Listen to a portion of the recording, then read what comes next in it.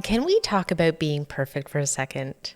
When you're waiting for the perfect time to start something, only to realize that time never comes, or you're giving yourself a hard time for not being further along or more healed or better.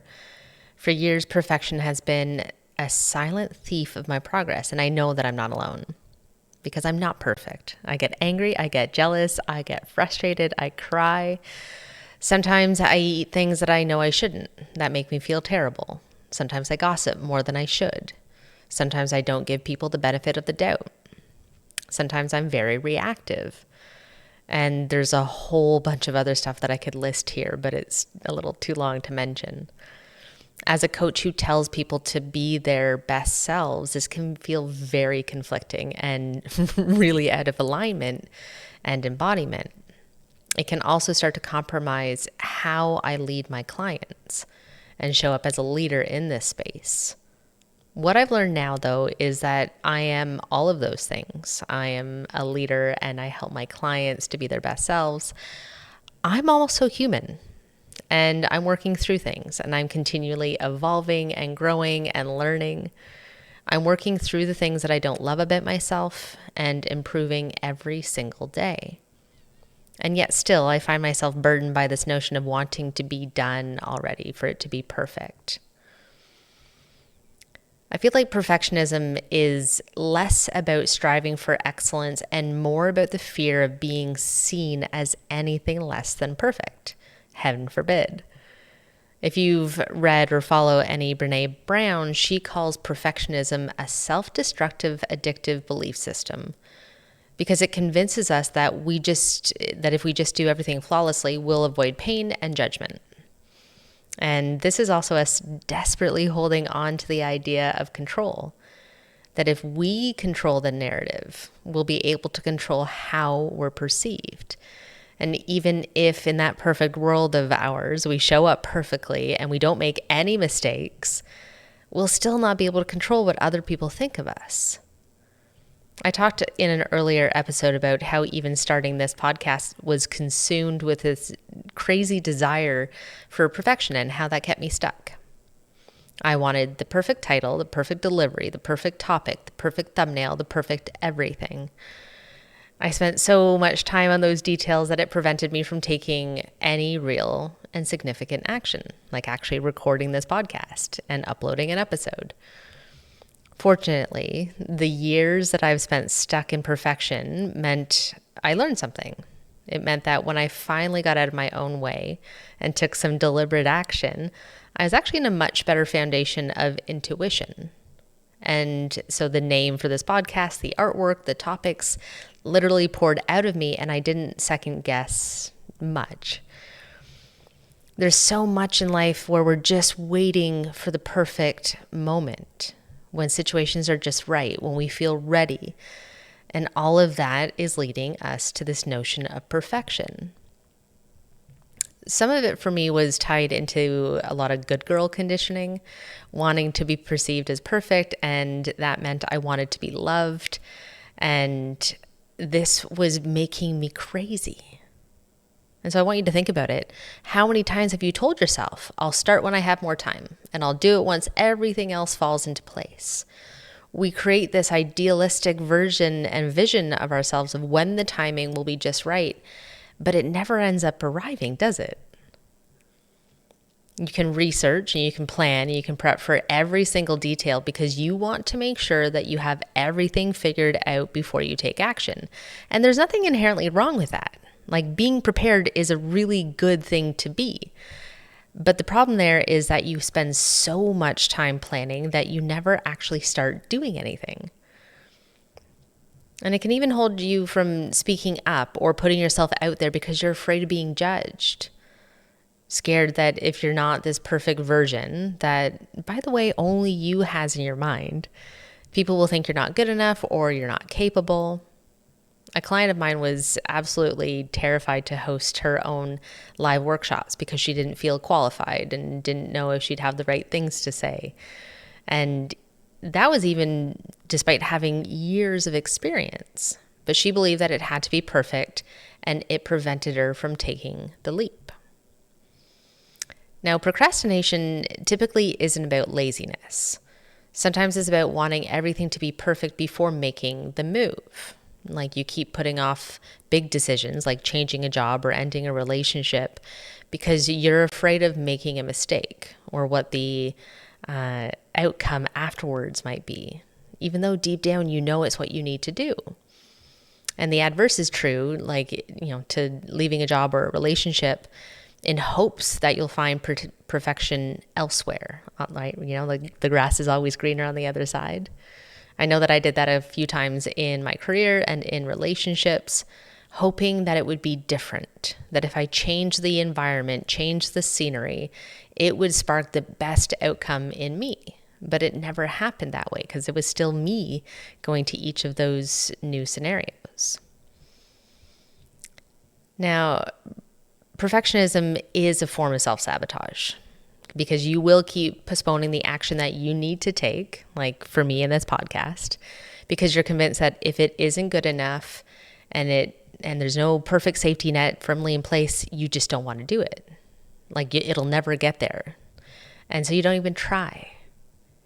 I've seen so many people wait for the right moment to step into their business or to start their health journey or to make their relationship work or even make the house tidier for when the cleaner comes in. You're stuck in this endless cycle of perfectionism and you never make any progress. And no wonder you're frustrated and exhausted. You might even be holding yourself back from sharing your true self and being vulnerable because you feel like people won't accept the imperfect parts of you. Now you're constantly curating the version of yourself that you think that others will approve of. And I've been there. You want to share your story and connect with others, but you end up holding yourself back because you worry people won't see you as enough unless everything looks all squeaky clean and polished. Not to mention, sometimes the more shameful parts of our stories, we worry that people will think of us as less than. I know that was a huge fear of mine. And in the first few years of sharing my sober stories, I didn't even want to say that I had a problematic relationship with alcohol because I didn't want it to ruin my reputation. And now, almost 5 years later into my sobriety, I see this as one of my greatest triumphs in getting sober and in sharing how much I've learned from all of those experiences. Now, I know that it's really easy and we can't often help but compare our journey to others. And we can get stuck in this thought loop that their progress is more legitimate because they seem further along or have it all together. But perfectionism makes you feel like you're always a step behind. And then you're stuck in the not good enough trap. And that's total bullshit. You can scroll through social media and everyone else's perfect life or business, and then you feel like you're falling short. And then you doubt your own progress. Like you're totally negating the things that you have done. Then you end up focusing so much on getting every single little detail just right that you're actually missing the bigger picture. I talk a lot about zooming out and getting perspective because when you're too close, you lose that perspective. Right? You're obsessing over having the perfect home decor or the best outfit for an event instead of focusing on the relationships or the meaningful conversations that you'll have at those events that actually really matter. And if you're shying away from feedback, like you don't want to ask for feedback from people because if you get input on your work, it will expose your flaws or imperfections.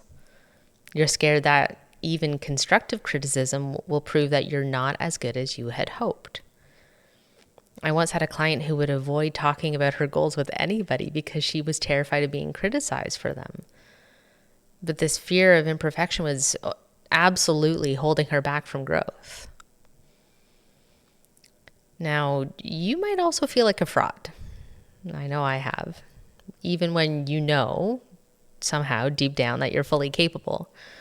Perfectionism can fuel these feelings of inadequacy and cause you to feel like you don't deserve success until you're perfect. Like, even when I achieved major milestones, I would second guess myself.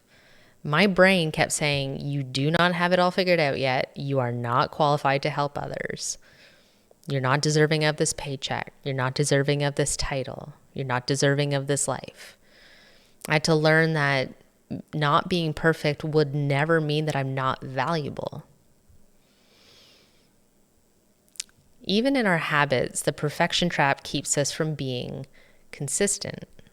There's this all or nothing attitude that has us believing that if we don't work out for an hour, 7 days a week, or meditate in perfect stillness and perfect lotus pose for hours on end, it means that it doesn't count. And I want to remind you that something is always, always, always better than nothing. And that's why I've been able to achieve so much traction and consistency in my own practices and in my own healing and growth journey. Because I'm not in the mindset that if it doesn't look like something in particular, that it doesn't count.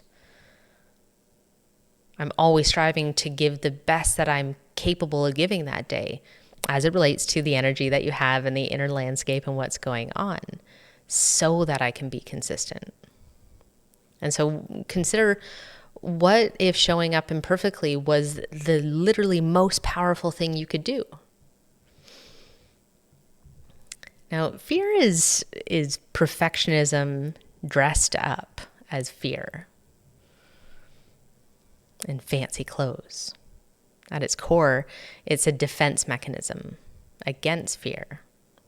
It's a way to protect ourselves from the possibility of failure, of judgment, and of not being enough. This fear whispers to us, what if you fail? What if you mess up? What if they see that you're not good enough?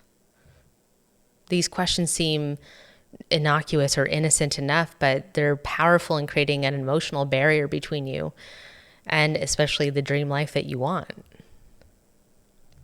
When we're afraid of what might happen if we don't get it perfect or get it right, it freezes us in place and it stops us from moving forward.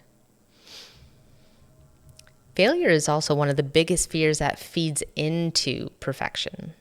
The thought of not getting it right can be so terrifying that the perfectionist ends up not even starting in the first place. We tell ourselves, I'm not ready yet. I'll do it when I have all the answers or all the time, which again is just a procrastination tactic to avoid the fear of failing. But here's what I know to be true. Failure is not the enemy. It's actually the path to growth, which sucks sometimes, but it is. The process of trying and failing and learning and adapting is how you move towards success. You can't get it right if you don't even begin in the first place. Now, procrastination and perfectionism are so deeply intertwined. They're excellent bedmates. When we procrastinate, we're trying to avoid the discomfort of facing our fear and not doing it perfectly. And then our mind convinces us that waiting until everything is perfect will somehow make it easier. But in reality, we end up stuck in this cycle of endless preparation and never taking action. And then you just feel lazy sometimes, but you're just lost and scared. And procrastination is also a form of avoidance.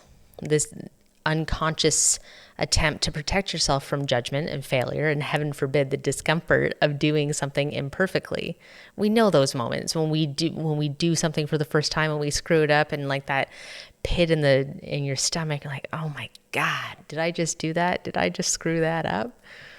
But those moments are necessary for growth.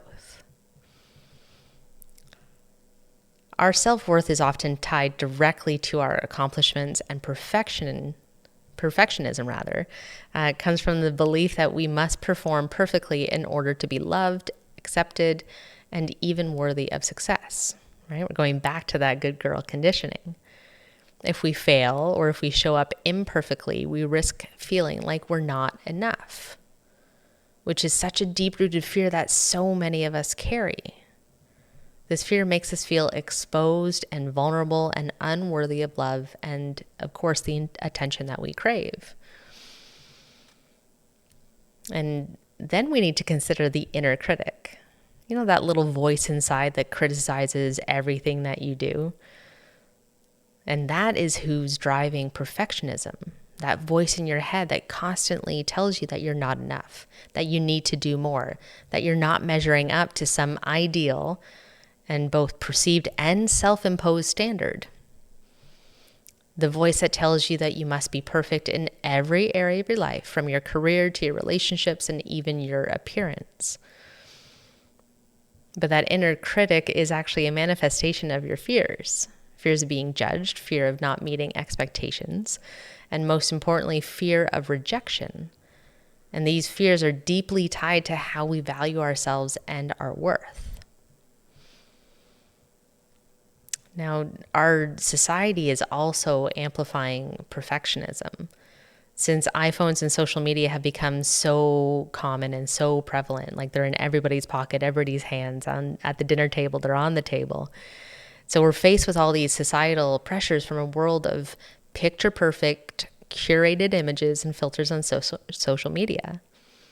Every single day, we're exposed to filtered versions of other people's lives. And so we see success and beauty, wealth and happiness on display. And it creates this illusion that everyone else has it figured out. And I'm sure you've heard comparison is the thief of joy. We can compare our behind the scenes to someone else's highlight reel, saying like, well, I'm not successful enough because I don't have this or that or whatever that looks like. Or I'm not healthy enough because I don't look like them. And this comparison is harmful and reinforces the perfectionist belief that if we need to measure up to others in order to be worthy, it sucks. Society also places so much pressure on meeting certain standards. Women, in particular, face unique pressures to juggle career and motherhood and relationships and personal appearance, all while maintaining this exhausting air of perfection. These expectations can create a constant sense of inadequacy, and that leads to burnout and the feeling that no matter how much you do, it's never enough. And that pressure comes in so many different forms, whether it's being the perfect mom, the perfect employee, perfect partner, or simply being able to do it all. Perfectionism thrives in these environments because it feeds on the fear of not meeting societal expectations. And so then we're in this vicious cycle of fear and perfectionism. These fears of failure, judgment, not being enough, build up and create this cycle. You end up with this impossible standard for yourself. You avoid taking action, and then you feel the guilt of procrastination, which then only amplifies the fear. But the reality is that the growth never happens inside the comfort zone. I'm sure you've heard that before. When we avoid imperfection and choose the safer route of doing nothing, we rob ourselves of the chance to grow. Because the truth is, it's in the imperfections, in the mistakes, and the setbacks that the most profound growth happens. Perfection is not the goal, okay? Growth is. And so the next time that you feel imperfection creeping in, or the fear of imperfection creeping in, I want you to remember that it's the gateway to growth. And the way forward is through the discomfort of not being perfect. And also remember that you don't have to be perfect to make progress. And this is where the freedom is, when you're embracing this messy, unfinished, and imperfect journey of being human. And in doing so, you end up finding your real your real self. You end up living a life of deliberate choices that fuel unapologetic growth. And you're actually living the life that you dreamed about. And so how do you even loop out of this? Start by embracing a mantra, right? Maybe it's done is better than perfect. Or as we like to say in this household, we're not building a piano. And then you can start to reframe your failures as growth. So every time you end up, quote unquote, messing up, you're actually moving forward. Fail fast. Get used to it. And as long as you're able to learn from that failure, it will be nothing but gravy. And you can set smaller, imperfect goals to build the momentum, prioritize consistency over perfection, and also get used to laughing at yourself. Embrace the messy action. That helps you to loop out of this serious business that is trying to be so perfect. Perfectionism isn't about being better, it's about being stuck. And the only way to grow is to move forward, messy and imperfect as it might be. If you're waiting for permission to start while still figuring it out, I want this to be your sign. I want you to start today, right where you are, as you are.